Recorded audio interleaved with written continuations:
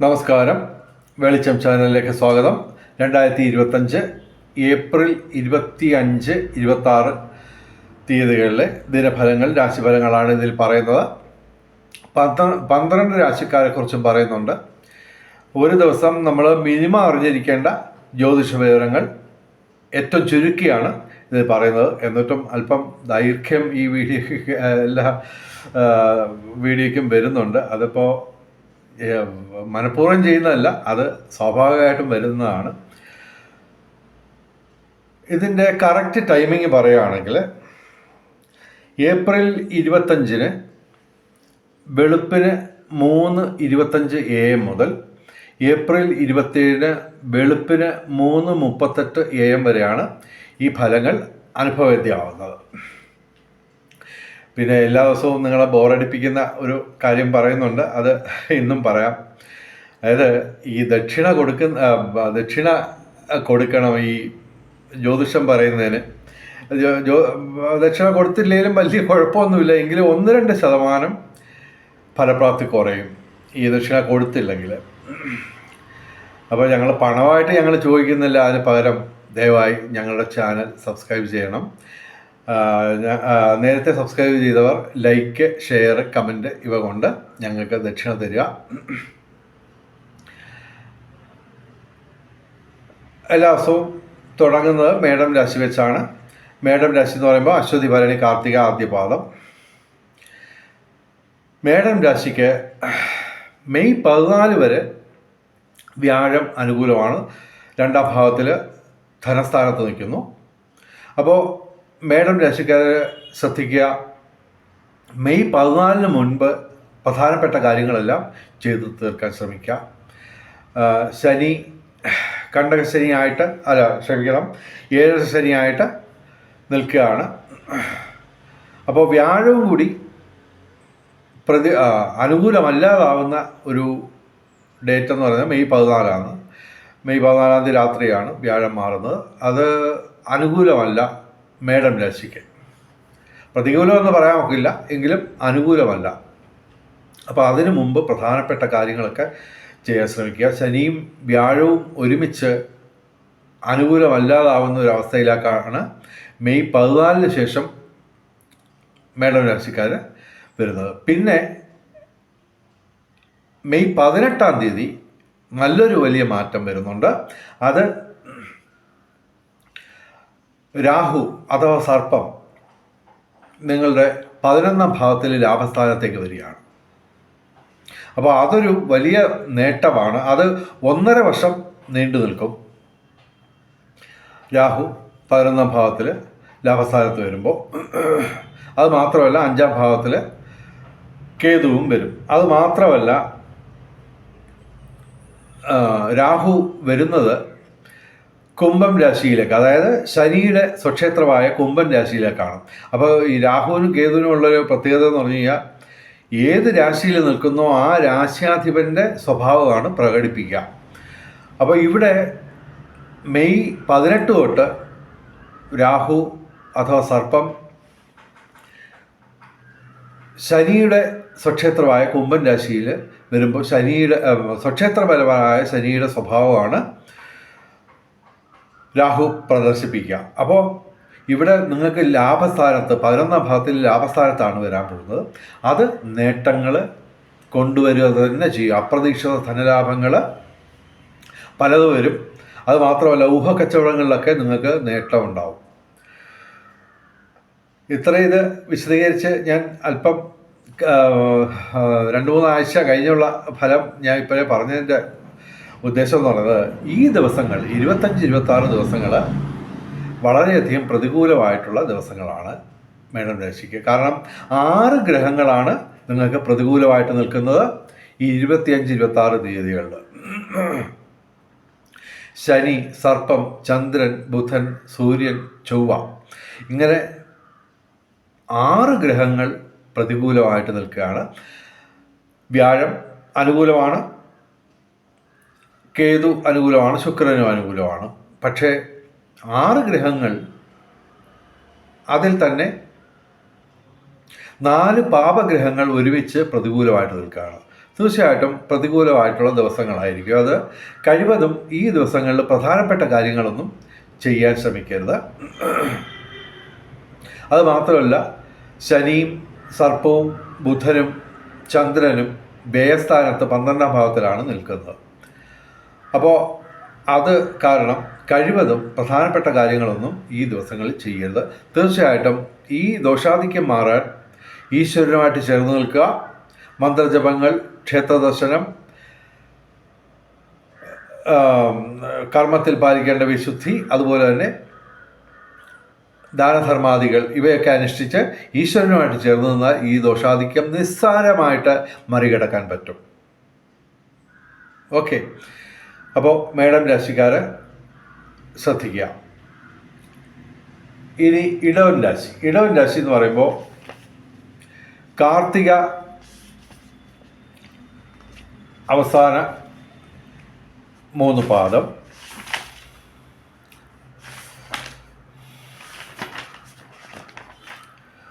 കാർത്തിക അവസാന 3 പാദം, രോഹിണി മകയിരം ആദ്യ 2 പാദം. ഇടവൻ രാശിക്ക് ഇടിവെട്ട് സൗഭാഗ്യമാണ് കാണുന്നത്. കാര്യം 7 ഗ്രഹങ്ങൾ ഇവർക്ക് അനുകൂലമായിട്ട് നിൽക്കുന്നു. ഓക്കെ, ഡയറക്റ്റായിട്ട് അനുകൂലമായിട്ട് 7 ഗ്രഹങ്ങളുണ്ട്. അതേസമയം പ്രതികൂലമായിട്ട് സൂര്യനും വ്യാഴവും നിൽക്കുന്നു. സൂര്യൻ വ്യയസ്ഥാനത്ത് 12ാം ഭാവത്തിലും വ്യാഴം ജന്മത്തിലുമാണ് നിൽക്കുന്നത്. അത് രണ്ടും പ്രതികൂലങ്ങളാണ്. അപ്പോൾ തൊഴിൽപരമായിട്ട് ചെറിയ അസ്വസ്ഥതകളൊക്കെ ഉണ്ടെങ്കിലും ഈ 7 ഗ്രഹങ്ങളുടെ അനുകൂല ഭാവം കൊണ്ട് അവ മറികടക്കാൻ നിസ്സാരമായി നിങ്ങൾക്ക് കഴിയുമെന്ന് മാത്രമല്ല, ഈ ദിവസങ്ങൾ അടിപൊളി ദിവസങ്ങളാണ്. ഇതിപ്പോൾ കൃത്യമായിട്ട് പറഞ്ഞുതരാം. ചൊവ്വ, കേതു, സർപ്പം, ശനി, ചന്ദ്രൻ, ശുക്രൻ, ബുധൻ, ഇങ്ങനെ 7 ഗ്രഹങ്ങൾ നിങ്ങൾക്ക് അനുകൂലമായിട്ട് നിൽക്കുകയാണ്. വിവിധ സ്രോതസ്സിൽ നിന്ന് ധനവരവുണ്ടാവും. കലാസാഹിത്യ രംഗത്തും ബൗദ്ധിക രംഗത്തും വിദ്യാഭ്യാസ രംഗത്തും ഉയർച്ച ഉണ്ടാവും. സാങ്കേതിക രംഗത്ത് മേന്മകളുണ്ടാവും. 11ാം ഭാവത്തിലെ ലാഭസ്ഥാനത്താണ് ശനി നിൽക്കുന്നത്. ശനി മാത്രമല്ല, സർപ്പം, ചന്ദ്രൻ, ശുക്രൻ, ബുധൻ ഇവയെല്ലാം 11ാം ഭാവത്തിലെ ലാഭസ്ഥാനത്ത് ഇടവൻ രാശിക്ക് നിൽക്കുകയാണ്. അപ്പോൾ തീർച്ചയായിട്ടും വലിയ നേട്ടങ്ങൾ, ഘനഗംഭീരമായ നേട്ടങ്ങൾ, അതായത് ഇടിവെട്ട് സൗഭാഗ്യം എന്ന് തന്നെ നമുക്ക് ആലങ്കാരികമായ ഭാഷയിൽ പറയാം. ശനി കൊണ്ട് സർവകാര്യ വിജയം, അതായത് നിങ്ങൾ ഏർപ്പെടുന്ന ഏത് കാര്യത്തിലും നിങ്ങൾക്ക് ഒരു വിജയസാധ്യത ഉണ്ട്. അത് മാത്രമല്ല, സാങ്കേതിക മികവുമുണ്ട്. അത്ഭുതങ്ങൾ സൃഷ്ടിക്കാൻ പറ്റും, വിസ്മയങ്ങൾ സൃഷ്ടിക്കാൻ പറ്റും, നിങ്ങൾക്ക് നേട്ടം ഉണ്ടാക്കാൻ പറ്റും. അതുപോലെ തന്നെ ഊഹക്കച്ചവടങ്ങളിൽ നേട്ടം ഉണ്ടാവും. 11ാം ഭാവത്തിലാണ് സർപ്പം നിൽക്കുന്നത്. അപ്പോൾ അത് തീർച്ചയായിട്ടും നേട്ടം ഉണ്ടാക്കും. അതുപോലെ തന്നെ ചൊവ്വ അനുകൂലമായിട്ട് നിൽക്കുകയാണ്, 3ാം ഭാവത്തിൽ അനുകൂലമായിട്ട് നിൽക്കുകയാണ്. അപ്പോൾ ഭൂമി ക്രയവിക്രയങ്ങളിലൂടെ നേട്ടം ഉണ്ടാവും. അപ്പോൾ ചൊവ്വ, സർപ്പം, ശനി ഇവയുടെ 3ൻ്റെയും അനുകൂല ഭാവം കൊണ്ട് ഇത് 3ഉം കൂടെ കൂടിച്ചേരുമ്പോൾ പൂർവിക സ്വത്ത് ലഭിക്കാം. കുറഞ്ഞ പക്ഷം നിങ്ങളുടെ പിതൃസ്വത്തുമായിട്ട് ബന്ധപ്പെട്ട് നിങ്ങൾക്ക് കൃഷിയിൽ നിന്നെങ്കിലും അസാധാരണ നിലയിൽ നിന്ന് കവിഞ്ഞ് നേട്ടമുണ്ടാവും. കൃഷിയിൽ നിന്നുള്ള ആദായം കൂടിയിരിക്കും. അതുപോലെ തന്നെ നിയമ പ്രശ്നങ്ങൾ വല്ലതൊക്കെ വരുന്നെങ്കിൽ അതൊക്കെ മറികടക്കാൻ പറ്റും. അതുപോലെ തീർച്ചയായിട്ടും പൊതുരംഗത്തും രാഷ്ട്രീയ രംഗത്തും ഉയർച്ചയുണ്ടാവും. ഇനി മിഥുനം രാശി. മിഥുനം രാശി എന്ന് പറയുമ്പോൾ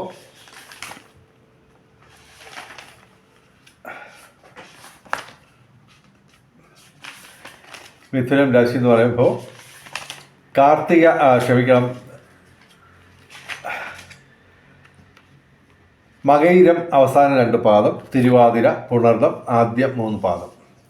മിഥുനം രാശിക്ക് പ്രതികൂല ഗ്രഹങ്ങൾ കുറവാണ്. അനുകൂലമായിട്ടുള്ള ഗ്രഹങ്ങളും കുറവാണ്. പക്ഷെ പ്രതികൂലങ്ങളായിട്ട്, അതായത് ഡയറക്റ്റായിട്ട് പ്രതികൂലങ്ങളായിട്ടുള്ള ഗ്രഹങ്ങൾ തീരെ കുറവാണ്. വ്യാഴം മാത്രമാണ് പ്രതികൂലമായിട്ട് 12ാം ഭാവത്തിൽ വ്യയസ്ഥാനത്ത് നിൽക്കുന്നത്. ബാക്കി 5 ഗ്രഹങ്ങൾ ഗുണദോഷ സമ്മിശ്രമായിട്ടും 3 ഗ്രഹങ്ങൾ ഡയറക്റ്റായിട്ട് അനുകൂലമായിട്ട് നിൽക്കുന്നു. അതിൽ തന്നെ ഏറ്റവും എടുത്തു പറയേണ്ടത് സൂര്യനാണ്. സൂര്യൻ 11ാം ഭാവത്തിൽ ലാഭസ്ഥാനത്ത് നിൽക്കുന്നു. അപ്പോൾ തൊഴിൽ ലാഭം, പിതൃഗുണം, സന്താന നേട്ടം ഇവ പ്രതീക്ഷിക്കാം. അതുതന്നെ സൂര്യൻ്റെ രാശിയായ മേടം രാശിയിലാണ് സൂര്യൻ നിൽക്കുന്നത്. അപ്പോൾ പതികൾ കവിഞ്ഞ രീതിയിൽ തൊഴിൽ നേട്ടങ്ങൾ സംഭവിക്കാം. പിന്നെ കർമ്മഭാവത്തിൽ ചന്ദ്രനും ബുധനും ഉണ്ട്. അപ്പോൾ നിങ്ങൾക്ക് ഗുണകരമായ രീതിയിൽ നിങ്ങൾക്ക് കർമ്മങ്ങൾ അനുഷ്ഠിക്കാനും സൂര്യൻ വഴി തൊഴിൽ നേട്ടവും വരും. അപ്പോൾ തൊഴിൽ രംഗത്ത് നിങ്ങൾക്ക് നേട്ടങ്ങളുടെ ദിവസങ്ങളാണ് ഈ ദിവസങ്ങൾ. പിന്നെ അതുകൂടാതെ പ്രതികൂലങ്ങളായിട്ട് ഗ്രഹങ്ങൾ കുറവാണ്. വ്യാഴം ശുഭഗ്രഹമായതുകൊണ്ട് നമുക്ക് ലൗകിക സുഖങ്ങളിൽ കുറച്ച് കുറവുണ്ടാവുന്നതേ ഉള്ളൂ. പൊതുവെ ഞങ്ങൾ മിഥുനം രാശിക്ക് ഗുണദോഷ സമ്മിശ്രമായിട്ട് ഈ ദിവസങ്ങളിലെ ഫലം പറയുന്നു. ഇനി കർക്കിടകം രാശി എന്ന് പറയുമ്പോൾ പുണർദം അവസാന പാദം പൂയാല്യം. കർക്കിടകം രാശിക്ക് ഗുണാധിക്യമാണ് കാണുന്നത്. ചൊവ്വ പ്രതികൂലം തന്നെയാണ്. അപ്പോൾ വാഹനം ഓടിക്കുമ്പോഴൊക്കെ ശ്രദ്ധിക്കുക. അതുപോലെ തന്നെ അഗ്നി കൊണ്ട് കാര്യങ്ങൾ ചെയ്യുമ്പോൾ ശ്രദ്ധിക്കുക. അതുപോലെ തന്നെ ഇലക്ട്രോണിക് ഉപകരണങ്ങളൊക്കെ ശ്രദ്ധിച്ച് കൈകാര്യം ചെയ്യുക. ചൊവ്വ മാത്രമാണ് ഡയറക്റ്റായിട്ട് പ്രതികൂലമായിട്ട് നിൽക്കുന്നത്. ബാക്കിയൊക്കെ 5 ഗ്രഹങ്ങൾ അനുകൂലമായിട്ടുണ്ട് ഡയറക്റ്റായിട്ട്. അതുകൂടാതെ 3 ഗ്രഹങ്ങൾ ഗുണദോഷ സമ്മിശ്രമായിട്ട് നിൽക്കുന്നു. അപ്പോൾ ഗുണാധിക്യമാണ് കർക്കിടക രാശിക്ക് ഞങ്ങൾ പറയുന്നത്. ഊഹക്കച്ചവടങ്ങളിൽ നേട്ടമുണ്ടാവാം, വിവിധ സ്രോതസ്സിൽ നിന്ന് ധനവരവ്, തൊഴിൽപരമായിട്ട് നേട്ടം, കർമ്മഭാവത്തിൽ ഉച്ചരാശിയിൽ സൂര്യൻ നിൽക്കുകയാണ്. അപ്പോൾ തൊഴിൽ ലാഭം, പിതൃഗുണം, സന്താന നേട്ടം, സന്താനങ്ങൾ വഴി നേട്ടങ്ങളുണ്ടാവും. അതുപോലെ തന്നെ 11ാം ഭാവത്തിൽ ലാഭസ്ഥാനത്ത് വ്യാഴവും നിൽക്കുന്നു. പക്ഷേ ഒരു കാര്യമുണ്ട്, മെയ് 14 വ്യാഴം മാറും, വ്യയസ്ഥാനത്തേക്ക് മാറും. അപ്പോൾ അതിന് മുമ്പായിട്ട്, മെയ് 14 മുമ്പായിട്ട് നിങ്ങൾ പ്രധാനപ്പെട്ട കാര്യങ്ങളൊക്കെ ചെയ്തു തീർക്കാൻ ശ്രമിക്കുക. എന്തായാലും കർക്കിടക രാശിക്ക് ഗുണാധിക്യമാണ്. ചൊവ്വാഴ്ച നിങ്ങൾ മുരുകക്ഷേത്രത്തിൽ ഭസ്മാഭിഷേകം, പാലാഭിഷേകം ഇവ നടത്തുക. കർക്കിടക രാശിക്ക് ഗുണാധിക്യമാണ് കാണുന്നത്. ഇനി ചിങ്ങം രാശി, മകം, പൂര, ഉത്രം, ആദ്യപാദം. ചിങ്ങം രാശിക്ക് 3 പാപഗ്രഹങ്ങൾ പ്രതികൂലമായിട്ട് നിൽക്കുകയാണ്. അത് തന്നെ അഷ്ടമത്തിലാണ് ശനിയും സർപ്പവും നിൽക്കുന്നത്. എങ്കിലും സർപ്പം അഥവാ രാഹു മെയ് 18 കുംഭം രാശിയിലേക്ക് വരും. അപ്പോൾ അത് നേട്ടമാണ്. നേട്ടം എന്ന് പറഞ്ഞാൽ ഇതിൽ നിന്നും ബെറ്ററാണ്, അത്രയേ ഉള്ളൂ. 7ാം ഭാവത്തിലാണ് വരുന്നത്. അത് അത്ര സുഖകരമല്ല, എങ്കിലും അനുകൂലമല്ലെങ്കിലും അങ്ങ് വളരെയധികം ഈ അഷ്ടമ രാഹുവിൻ്റെ അത്രയും കുഴപ്പം ചെയ്യില്ല. എന്തായാലും അതുപോലെ തന്നെ ചൊവ്വയും ഇവിടെ പ്രതികൂലമായിട്ട് നിൽക്കുകയാണ്. 12ാം ഭാവത്തിൽ വ്യയസ്ഥാനത്ത് ചൊവ്വ നിൽക്കുന്നു. ശനിയും അഷ്ടമശനിയാണ്. അപ്പോൾ ശനിയാഴ്ച വ്രതമെടുത്ത് ശിവക്ഷേത്രത്തിൽ പോവുക. അയ്യപ്പനും ശനിക്കുമൊക്കെ വഴിപാടുകൾ നടത്തുക. ചൊവ്വാഴ്ച മുരുകക്ഷേത്രത്തിൽ പാലഭിഷേകം, ഭസ്മാഭിഷേകം ഇവയൊക്കെ നടത്തുക. പിന്നെ ഇവിടെ ശുക്രനും ബുധനും അഷ്ടമത്തിൽ അനുകൂലമായിട്ട് നിൽക്കുന്നു. ചന്ദ്രനും ഇവിടെ അഷ്ടമത്തിലാണ്. അപ്പോൾ പ്രതികൂലമായിട്ട് നിൽക്കുകയാണ് പല ഗ്രഹങ്ങളും. അതിൽ തന്നെ ശനി, സർപ്പം, ചന്ദ്രൻ ഇവ അഷ്ടമത്തിൽ നിൽക്കുന്നു. ചൊവ്വ പ്രതികൂലമായിട്ട് നിൽക്കുന്നു. അപ്പോൾ അത്ര നല്ല ദിവസങ്ങളല്ല ചിങ്ങം രാശിക്ക്. എങ്കിലും ഈശ്വരനുമായിട്ട് ചേർന്ന് നിന്ന് കഴിഞ്ഞാൽ ഈ ദോഷാധിക്യം മറികടക്കാൻ പറ്റും. ചിങ്ങം രാശിക്ക് അത്ര നല്ല ദിവസങ്ങളല്ല ഈ ദിവസങ്ങൾ. പ്രധാനപ്പെട്ട കാര്യങ്ങളൊക്കെ മറ്റ് ദിവസങ്ങളിലേക്ക് മാറ്റിവെക്കുക. ഇനി കന്നിരാശി. ഉത്രം അവസാന 3 പാദം, അത്തം ചിത്തിര ആദ്യ 2 പാദം. കന്നിരാശിക്ക് സൂര്യൻ പ്രതികൂലമാണ്, അഷ്ടമത്തിലാണ്. അപ്പോൾ തൊഴിൽ പ്രശ്നങ്ങൾ ഉണ്ടാവാം. എങ്കിലും പൊതുവെ ഇവർക്ക് 3 ഗ്രഹങ്ങൾ അനുകൂലമായിട്ട് നിൽക്കുന്നു. ഇവർക്ക് ജന്മത്തിൽ കേതു നിൽപ്പുണ്ട്, സൂര്യൻ അഷ്ടമത്തിൽ, അത് രണ്ടും പ്രതികൂലം. ഡയറക്റ്റ് അനുകൂലമായിട്ട് ചൊവ്വ 11ാം ഭാവത്തിൽ ലാഭസ്ഥാനത്തുണ്ട്. അപ്പോൾ ഇവർക്ക് രാഷ്ട്രീയ രംഗത്തും പൊതുരംഗത്തും ഒക്കെ ഉയർച്ചയുണ്ടാവും. നിയമപ്രശ്നങ്ങൾ ഉണ്ടാവുമെങ്കിലും അത് മറികടക്കാൻ പറ്റും. അതുപോലെ കൃഷി, റിയൽ എസ്റ്റേറ്റ് മേഖലയിൽ നേട്ടമുണ്ടാവും. വ്യാഴം അനുകൂലമാണ്, 9ാം ഭാവത്തിൽ ഭാഗ്യസ്ഥാനത്ത് നിൽക്കുന്നു. അപ്പോൾ ഇവർക്ക് ദൈവാധീനം വർദ്ധിക്കും. ശയനസുഖം, അതുപോലെ ഭക്ഷണസുഖം, ഗൃഹലാഭം, വാഹനലാഭം ഇവയൊക്കെ ഉണ്ടാവും. അത് മാത്രമല്ല, ചൊവ്വയും വ്യാഴവും ഒരുമിച്ച് അനുകൂലമായതിനാൽ വാഹനലാഭം ഉണ്ടാവുകയും തീർത്ഥയാത്രകൾക്ക് അവസരമൊരുങ്ങുകയും ചെയ്യും. എങ്കിലും സൂര്യൻ ഇവിടെ പ്രതികൂലമായിട്ട് നിൽക്കുന്നു. അതിന് നിങ്ങൾ ഞായറാഴ്ചയും തിങ്കളാഴ്ചയും ശനിയാഴ്ചയും ശിവക്ഷേത്രത്തിൽ ജലധാര നടത്തുക. പിന്നെ പൊതുവെ വ്യാഴം അനുകൂലമാണെങ്കിലും നമ്മൾ വ്യാഴാഴ്ച മഹാവിഷ്ണു ക്ഷേത്രത്തിൽ തുളസിമാലയും അതുപോലെ തന്നെ പാൽപ്പായസവും അതുപോലെ തന്നെ മറ്റു വഴിപാടുകളും വിഷ്ണു ക്ഷേത്രത്തിൽ നടത്തുകയാണെങ്കിൽ ഗുണവർദ്ധനവുണ്ടാവും. നിങ്ങൾക്ക് ഗുണാധിക്യം ഉള്ള ദിവസങ്ങളായി ഈ ദിവസങ്ങളെ മാറ്റാൻ പറ്റും.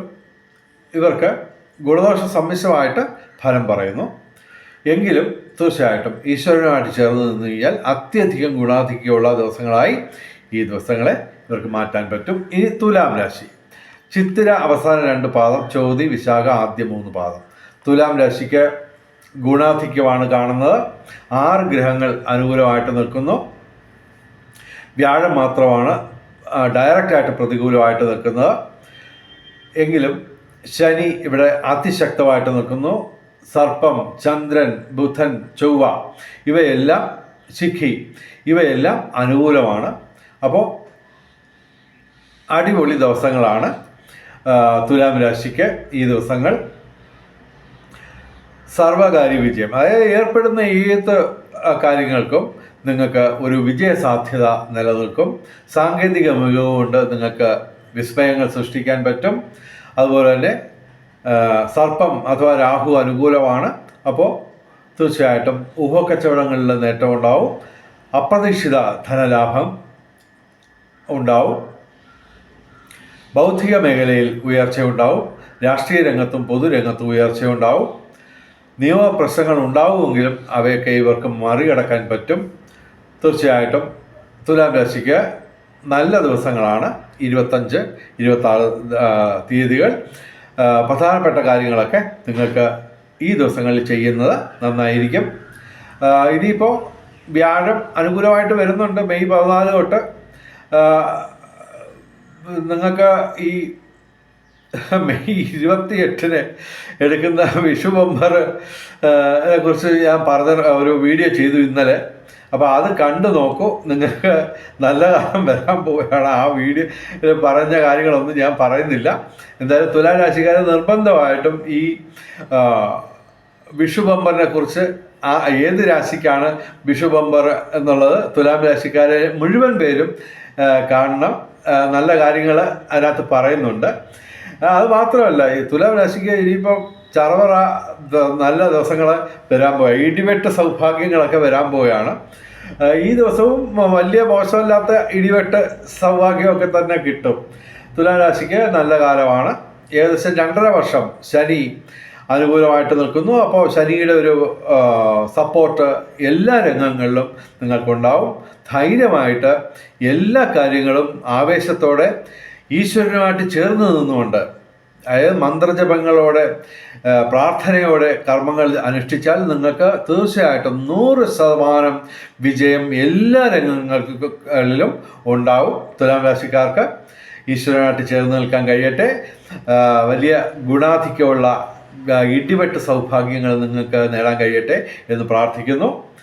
ഇനി വൃശ്ചികം രാശി. വൃശ്ചികം രാശി എന്ന് പറയുമ്പോൾ വിശാഖം അവസാന പാദം, അനിഴം തൃക്കേട്ട. വൃശ്ചികം രാശിക്ക് പ്രതികൂല ഗ്രഹങ്ങളൊന്നും തന്നെ ഇല്ല. അപ്പോൾ ഇവർക്ക് ഇടിവെട്ട് സൗഭാഗ്യം തന്നെയാണ്. 5 ഗ്രഹങ്ങളെ ഡയറക്റ്റായിട്ട് അനുകൂലമായിട്ടുള്ളൂ എങ്കിലും പ്രതികൂലമായിട്ട്, ഡയറക്റ്റായിട്ട് പ്രതികൂലമായിട്ട് ഒരു ഗ്രഹവുമില്ല. അപ്പോൾ ഇവർക്ക് ഇടിവെട്ട് സൗഭാഗ്യമാണ്. ഊഹക്കച്ചവടങ്ങളിൽ നേട്ടം, അതുപോലെ തന്നെ ദാമ്പത്യ ജീവിതത്തിൽ ഊഷ്മളമായ അനുഭവങ്ങളുണ്ടാവും. അതുപോലെ തന്നെ വിവാഹം കാത്തു നിൽക്കുന്ന യുവാക്കൾക്ക് നേട്ടമുണ്ടാവും. അതുപോലെ സൂര്യൻ അനുകൂലമാണ്. അപ്പോൾ ഇവർക്ക് തൊഴിൽ ലാഭം ഈ മേടം മാസം മുഴുവൻ ഉണ്ടാവും. 6ാം ഭാവത്തിൽ സൂര്യൻ ഉച്ചരാശിയിൽ നിൽക്കുകയാണ്, മേടം രാശിയിൽ. അപ്പോൾ ഈ മേടം മാസം മുഴുവൻ ഇവർക്ക് തൊഴിൽ ലാഭം, പിതൃഗുണം, സന്താന നേട്ടം, വിവിധ സ്രോതസ്സിൽ നിന്ന് ധനവരവ്, ഊഹക്കച്ചവടങ്ങളിൽ നേട്ടം, പിന്നെ ബന്ധങ്ങൾ, അതായത് ശുക്രനും വ്യാഴവും അനുകൂലമാണ്. അപ്പോൾ ബന്ധങ്ങൾ, അത് ഏത് തരത്തിലുള്ള ബന്ധമായാലും നിങ്ങൾക്ക് ബന്ധങ്ങൾ വഴി നേട്ടങ്ങളുണ്ടാവും. പുതിയ സുഹൃത്തുക്കളെ കിട്ടും, ബന്ധങ്ങൾ സുദൃഢമാവും, പുതിയ സുഹൃത്തുക്കളെ കിട്ടുന്നു. അതുമായിട്ട് ബന്ധപ്പെട്ട് ഭാവിയിൽ നിങ്ങൾക്ക് നേട്ടങ്ങൾ കൊയ്യാൻ പറ്റും. അപ്പോൾ വൃശ്ചികം രാശിക്ക് അത്യധികം ഗുണാധിക്യമുള്ള ദിവസങ്ങളായി ഞങ്ങൾ ഈ ദിവസങ്ങൾ പറയുന്നു. ഇടിവെട്ട് സൗഭാഗ്യമാണ് വൃശ്ചികം രാശിക്ക്. ഇനി ധനുരാശി. മൂലം, പൂരാട, ഉത്രാടം, ആദ്യ പാദം. ധനുരാശിക്ക് അഷ്ടമത്തിൽ ചൊവ്വയാണ്. അതുപോലെ തന്നെ വ്യാഴവും ശനിയും പ്രതികൂലമാണ്. എങ്കിലും ഇവർക്ക് വ്യാഴം മെയ് 14 അനുകൂലമായിട്ട് വരും. അപ്പോൾ അത് 7ാം ഭാവത്തിലേക്കാണ് വരുന്നത്. അപ്പോൾ ദാമ്പത്യ ജീവിതം ഒക്കെ ശോഭനമാവും. വിവാഹം കാത്തു നിൽക്കുന്ന യുവക്കൾക്ക് നേട്ടമുണ്ടാവും. മെയ് 14 ശേഷം വ്യാഴം അനുകൂലമായിട്ട് വരും. ഇപ്പോൾ 6ാം ഭാവത്തിൽ വ്യാഴം പ്രതികൂലമായിട്ട് നിൽക്കുകയാണ്. അതുപോലെ തന്നെ ശനി, കണ്ടകശനിയാണ് 4ാം ഭാവത്തിൽ. അത് മോശമായിട്ടുള്ള അനുഭവങ്ങൾ തരും. അപ്പോൾ അത് ശനിയും വ്യാഴവും ചൊവ്വയും ഇവിടെ പ്രതികൂലങ്ങളാണ്. അപ്പോൾ ഇവർ ചെയ്യേണ്ടത് ഈശ്വരനുമായിട്ട് ചേർന്ന് നിൽക്കുക, മന്ത്രജപങ്ങൾ, ക്ഷേത്രദർശനം, കർമ്മത്തിൽ പാലിക്കേണ്ട വിശുദ്ധി, അതുപോലെ തന്നെ ദാനധർമാദികൾ ഇവയൊക്കെ അനുഷ്ഠിച്ച് ഈശ്വരനുമായിട്ട് ചേർന്ന് നിന്നാൽ തീർച്ചയായിട്ടും ഈ ദോഷാധിക്യം മാറ്റി ഗുണാധിക്യം നേടിയെടുക്കാൻ പറ്റും. ശുക്രനും ബുധനും അനുകൂലമാണ്. അപ്പോൾ കലാസാഹിത്യ രംഗത്തൊക്കെ, ബൗദ്ധിക രംഗത്തും വിദ്യാഭ്യാസ രംഗത്തുമൊക്കെ കുറച്ച് നേട്ടങ്ങളൊക്കെ ഉണ്ടാവുമെങ്കിലും ശനിയും വ്യാഴവും ചൊവ്വയും പ്രതികൂലമായതിനാൽ പ്രധാനപ്പെട്ട കാര്യങ്ങൾ ഈ ദിവസങ്ങളിൽ നിന്ന് മാറ്റിവെക്കുക, ഈശ്വരനുമായിട്ട് ചേർന്ന് നിൽക്കുക. ഇനി മകരം രാശി. മകരം രാശി എന്ന് പറയുമ്പോൾ ഉത്രാടം അവസാന 3 പാദം, തിരുവോണം, അവിട്ടം ആദ്യ 2 പാദം. മകരം രാശിക്ക് അടിപൊളി ദിവസങ്ങളാണ്. ഇടിവെട്ട് സൗഭാഗ്യമാണ് കാണുന്നത്. പ്രതികൂലമായിട്ട് കാര്യമായ ഗ്രഹങ്ങളൊന്നും ഇല്ല. ശനിയും വ്യാഴവും അനുകൂലമാണ്. ഡയറക്റ്റായിട്ട് പ്രതികൂലമായിട്ട് ഗ്രഹങ്ങൾ കാര്യമായിട്ടൊന്നുമില്ല. അപ്പോൾ ശനിയും വ്യാഴവും അനുകൂലമാണെങ്കിലും മെയ് 14 വരെ വ്യാഴം അനുകൂലമായിട്ടുള്ളൂ. അതിനുശേഷം 6ാം ഭാവത്തിൽ വരും. അപ്പോൾ പ്രതികൂലമാവും വ്യാഴം. അപ്പോൾ മെയ് 14 മുമ്പ് നിങ്ങൾ പ്രധാനപ്പെട്ട കാര്യങ്ങളൊക്കെ ചെയ്യാൻ ശ്രമിക്കുക. ഈ ദിവസങ്ങളൊക്കെ നല്ല ദിവസങ്ങളാണ്. ചന്ദ്രൻ അനുകൂലമാണ്, ശുക്രൻ അനുകൂലമാണ്, സർപ്പവും ശിഖിയും ശനിയും വ്യാഴവും എല്ലാം അനുകൂലമാണ്. 6 ഗ്രഹങ്ങൾ ഡയറക്റ്റായിട്ട് അനുകൂലമായിട്ട് നിൽക്കുന്നു. അപ്പോൾ ഇടിവെട്ട് സൗഭാഗ്യമാണ്. പിന്നെ അത് മാത്രമല്ല, പ്രതികൂലങ്ങളായിട്ട്, ഡയറക്റ്റായിട്ട് പ്രതികൂലങ്ങളായിട്ട് ഗ്രഹങ്ങൾ കാര്യമായിട്ടൊന്നുമില്ല. ഗുണദോഷ സമ്മിശ്രമായിട്ട് 3 ഗ്രഹങ്ങളുണ്ട്. എന്നാൽ തന്നെ പൊതുവെ ഇവർക്ക് ഇടിവെട്ട് സൗഭാഗ്യമാണ്. ഞങ്ങൾ പറയുന്നത്. ഊഹക്കച്ചവടങ്ങളിൽ നേട്ടമുണ്ടാകാനുള്ള സാധ്യതയുണ്ട്. സർവകാര്യ വിജയം, സർവവിധ സൗഭാഗ്യം, രാജകീയ സുഖഭോഗങ്ങൾ, സാങ്കേതിക രംഗത്ത് വിസ്മയങ്ങൾ സൃഷ്ടിച്ച് നിങ്ങൾക്ക് അത്ഭുത നേട്ടങ്ങൾ നേടിയെടുക്കാൻ കഴിയും. അങ്ങനെ കഴിയട്ടെ. ഈശ്വരനുമായിട്ട് ചേർന്ന് നിന്ന് കർമ്മങ്ങൾ അനുഷ്ഠിച്ചാൽ തീർച്ചയായിട്ടും നിങ്ങൾക്ക് ഈ ഗുണാധിക്യമുള്ള ഈ ഇടിവെട്ട് സൗഭാഗ്യങ്ങൾ തീർച്ചയായിട്ടും കരഗതമാക്കാൻ പറ്റും. അങ്ങനെ കഴിയട്ടെ എന്ന് പ്രാർത്ഥിക്കുന്നു. ഇനി കുംഭം രാശി. അവിട്ടം അവസാന 2 പാദം, ചതയം പൂരിട്ടാതി ആദ്യ 3 പാദം. കുംഭം രാശിക്ക് ഗുണദോഷ സമ്മിശ്രമായിട്ട് ഫലം പറയുന്നു. 7 ശനിയാണ്. അതേസമയം 4 ഗ്രഹങ്ങൾ അനുകൂലമായിട്ട് നിൽക്കുന്നു. അതിൽ തന്നെ പ്രധാനമായിട്ടും സൂര്യനും ചൊവ്വയും അനുകൂലമാണ്. അപ്പോൾ 3-ാം ഭാവത്തിൽ ഉച്ച രാശിയിൽ നിൽക്കുന്ന സൂര്യൻ ഇവർക്ക് മേടമാസം മുഴുവൻ തൊഴിൽ ലാഭം, പിതൃഗുണം, സന്താന നേട്ടം ഇവ കിട്ടും. അപ്പോൾ അതുപോലെ തന്നെ ചൊവ്വ 6-ാം ഭാവത്തിൽ അനുകൂലമായിട്ട് നിൽക്കുകയാണ്. അപ്പോൾ രാഷ്ട്രീയ രംഗത്തും പൊതുരംഗത്തും ഉയർച്ചയുണ്ടാവും. റിയൽ എസ്റ്റേറ്റ്, കൃഷി തുടങ്ങിയവയിൽ നിന്ന് ആദായം ലഭിക്കും.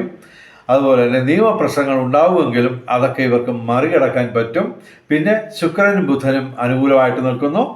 അപ്പോൾ ഇവർക്ക് വിവിധ സ്രോതസ്സിൽ നിന്ന് ധനവരവ്, ബന്ധങ്ങൾ ഊഷ്മളമാവും, പുതിയ സുഹൃത്തുക്കളെ കിട്ടും. അതുപോലെ തന്നെ ഇവർക്ക് കലാസാഹിത്യ രംഗത്തും ബൗദ്ധിക രംഗത്തും വിദ്യാഭ്യാസ രംഗത്തും ഉയർച്ചയുണ്ടാവും. പൊതുവെ ഇവർക്ക് ഗുണദോഷ സമ്മിശ്രമായിട്ട് ഫലം പറയുന്നു. ശനിയാഴ്ച വ്രതമെടുത്ത് ശിവക്ഷേത്രത്തിൽ പോവുക, അയ്യപ്പന് നീരാഞ്ജനം നടത്തുക, ശനിക്ക് വഴിപാടുകൾ നടത്തുക, ഗുണവർദ്ധനവുണ്ടാവും. തീർച്ചയായിട്ടും കുംഭം രാശിക്ക് ഗുണദോഷ സമ്മിശ്രമാണ് കാര്യങ്ങൾ. ഇനി മീനം രാശി. പൂരുട്ടാതി അവസാന പാദം, ഉത്രട്ടാതി രേവതി. മീനം രാശിക്ക് ദോഷങ്ങൾ കുറയുകയാണ്. അത് മെയ് 18 ആകുമ്പോൾ ഇവർക്ക് അനുകൂലമായിട്ടുള്ള കാര്യങ്ങൾ സംഭവിക്കും. മെയ് 18 ഈ ജന്മത്തിൽ നിൽക്കുന്ന സർപ്പം 12-ാം ഭാവത്തിലേക്കാണെങ്കിലും ജന്മത്തിൽ നിൽക്കുന്ന സർപ്പം ഉണ്ടാക്കുന്ന ദോഷം അത്രത്തോളം വരില്ല. 12-ാം ഭാവത്തിൽ വ്യയസ്ഥാനത്ത് സർപ്പം വരുമ്പോൾ അത് മാത്രമല്ല, അപ്പോൾ ശിഖി അനുകൂലമായിട്ട് വരികയും ചെയ്യും. അപ്പോൾ ദോഷങ്ങൾ കുറയും മെയ് 18 ശേഷം. പിന്നെ ഇവർക്ക് 7 ശനി തുടരുന്നു. അപ്പോൾ പ്രതികൂലങ്ങളായിട്ടുള്ള ഗ്രഹങ്ങളുടെ എണ്ണം കുറഞ്ഞുകൊണ്ടിരിക്കുകയാണ്. അതൊരു വലിയ നേട്ടം തന്നെയാണ് മീനം രാശിയെ സംബന്ധിച്ചിടത്തോളം. ഇപ്പോൾ ഈ ദിവസങ്ങളിൽ ശനിയും സർപ്പവുമാണ് പ്രതികൂലമായിട്ട് ജന്മത്തിൽ നിൽക്കുന്നത്. അപ്പോൾ ഡയറക്റ്റായിട്ട് പ്രതികൂലമായിട്ട് നിൽക്കുന്ന ഗ്രഹങ്ങളുടെ എണ്ണം കുറയുന്നു. അപ്പോൾ അത് മെയ് 18 ആകുമ്പോൾ കുറച്ചുകൂടി ബെറ്റർ ആവും. തീർച്ചയായിട്ടും മറ്റ് ഗ്രഹങ്ങളൊക്കെ ഗുണദോഷ സമ്മിശ്രമായിട്ട് നിൽക്കുന്നു. ശുക്രനും ചന്ദ്രനും അനുകൂല ഭാവത്തിൽ നിൽക്കുന്നു. അത്യാവശ്യം ധനവരവൊക്കെ ഉണ്ടാവും. എങ്കിലും പൊതുവെ എല്ലാത്തിനും ഒരു തടസ്സവും കാര്യങ്ങളുമൊക്കെ ഒക്കെ ഉണ്ട്. എന്നാൽ തന്നെയും പൊതുവെ ഈശ്വരനുമായിട്ട് ചേർന്ന് നിന്ന് കഴിഞ്ഞാൽ മന്ത്രജപങ്ങൾ, ക്ഷേത്രദർശനം, കർമ്മത്തിൽ പാലിക്കേണ്ട വിശുദ്ധി, അതുപോലെ തന്നെ ദാനധർമാദികൾ ഇവയൊക്കെ അനുഷ്ഠിച്ച് ഈശ്വരനുമായിട്ട് ചേർന്ന് നിന്ന് കഴിഞ്ഞാൽ ഈ ദോഷാധിക്യമൊക്കെ മാറി ഗുണാധിക്യം നിങ്ങൾക്ക് നേടിയെടുക്കാൻ പറ്റും. എങ്കിലും പൊതുവെ പറയുകയാണെങ്കിൽ മീനം രാശിക്ക് നല്ല കാലങ്ങൾ തുടങ്ങാൻ വരുന്നുണ്ട്. അതുകൊണ്ട് ഇപ്പോഴത്തെ ഈ പ്രതികൂല അവസ്ഥ കണ്ട് നിങ്ങൾ നിരാശപ്പെടേണ്ട. തീർച്ചയായിട്ടും ഈശ്വരനുമായിട്ട് ചേർന്ന് നിന്നാൽ എല്ലാ ദോഷാധിക്യവും മാറി ഗുണാധിക്യവും അതുപോലെ സമ്പൽ സമൃദ്ധിയും നിങ്ങൾക്ക് നേടിയെടുക്കാൻ പറ്റും. ഇനി ഭാഗ്യ നമ്പറുകൾ നോക്കാം. 25/4/2025 2 ഏറ്റവും വലിയ ഭാഗ്യസംഖ്യ. 7, 5, 4, 9, 0 ഇവയും ഭാഗ്യസംഖ്യകളാണ്. 26/4/2025 3 ഏറ്റവും വലിയ ഭാഗ്യസംഖ്യ. 8, 6, 2, 9, 5 ഇവയും ഭാഗ്യസംഖ്യകളാണ്. ബ്രഹ്മമുഹൂർത്തം നോക്കാം. 25, 26 തീയതികളിൽ രാവിലെ 4:35 AM മുതൽ രാവിലെ 5:23 AM വരെയാണ് 25, 26 തീയതികളിൽ ബ്രഹ്മമുഹൂർത്തം. ബ്രഹ്മമുഹൂർത്തത്തിൽ പ്രധാനപ്പെട്ട കാര്യങ്ങൾ ചെയ്യാൻ ശ്രമിക്കുക. പ്രാർത്ഥനകൾക്ക് പ്രാധാന്യം നൽകുക. ഇനി അഭിജിത്ത് മുഹൂർത്തം 25-26 തീയതികളിൽ ഉച്ചയ്ക്ക് 11:55 AM മുതൽ ഉച്ചയ്ക്ക് 12:44 PM വരെയാണ് 25-26 തീയതികളിൽ അഭിജിത്ത് മുഹൂർത്തം. അഭിജിത്ത് മുഹൂർത്തത്തിൽ പ്രധാനപ്പെട്ട കാര്യങ്ങൾ ചെയ്യാൻ ശ്രമിക്കുക. രാഹുകാലം 25-ാം തീയതി രാവിലെ 10:48 AM മുതൽ ഉച്ചയ്ക്ക് 12:20 PM വരെയാണ് രാഹുകാലം 25-ാം തീയതി. 26-ാം തീയതി രാഹുകാലം ശനിയാഴ്ച രാവിലെ 9:15 AM മുതൽ രാവിലെ 10:47 AM വരെയാണ് 26-ാം തീയതി രാഹുകാലം. രാഹുകാലത്ത് പ്രധാനപ്പെട്ട കാര്യങ്ങളിൽ നിന്ന് വിട്ടുനിൽക്കുക, യാത്രകൾ ഒഴിവാക്കുക.